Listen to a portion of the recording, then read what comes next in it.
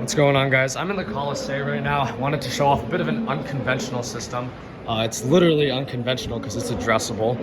That was not a very funny joke, but this is a Cerberus Pyrotronics alarm system. So like I just showed you, there's this pole station here. Most of the pole stations are the Siemens stations, and the devices are that generation. So these are what the speaker strobes look like. Mostly all of these Siemens devices, they're all mounted on these angled brackets, you know, down towards the stands. Definitely very innovative. I think it's cool. I've never really seen it done like that, but I guess it does make it cover a little better.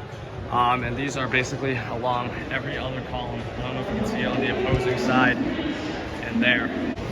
You obviously did just see those, but this building also has a ton of coverage at the ceiling in this actual gathering area. You can see that there's these massive 15-watt alarm speakers. The ceiling is kind of dirty, but you can see they go all the way down, and there's a ton of them. There's dozens of them in just this half part of the building alone.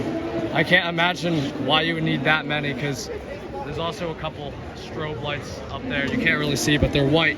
Wheel-lock strobes, clearly added after the building was finished, but it's definitely quite interesting. I mean, I'm sure it's very loud in here when the alarm sounds, but it's better to have more coverage than less. Here's another speaker strobe. I wanted to show something else. Hopefully there's not people here. Yeah, there's people here, so I gotta be quiet so I don't look weird.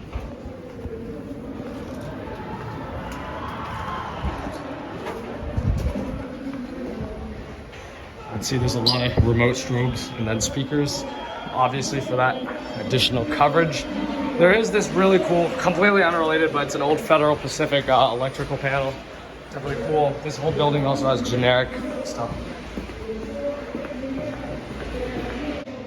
What is that? So here's a couple devices that have been replaced. So this is replaced with a newer Siemens speaker strobe. Obviously that is compatible with the old sync protocol because it is a Siemens device. And then this is a newer pole station with the Siemens logo at the top. Not exactly sure why those were replaced. You also have an emergency light completely destroyed. Not sure why that's there, but whatever. Here in the main lobby, you can see that there's another Siemens pole station.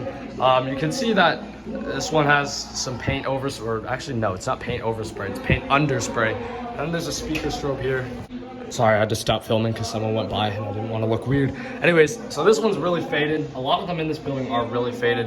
I don't know if you can tell, but the metal part is a lot more faded than the actual red plastic strobe. Must be poor quality paint or something like that, but it's interesting.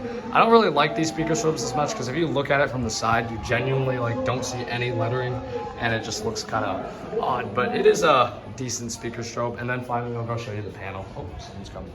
So that's the fire panel right there. There's people sitting right next to it, so I don't want to film right there, but you can see there's a panel right there. It's a Cerberus on it, and then there's an amplifier panel, but that's that.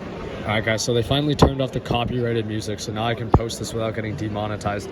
So you can see from here, really, the scale of the amount of speakers there are. Quite a lot of coverage. I'd imagine that is pretty cumbersome to run, but there you go, and you can see the strobe lights. There's one right there. All right, that's that.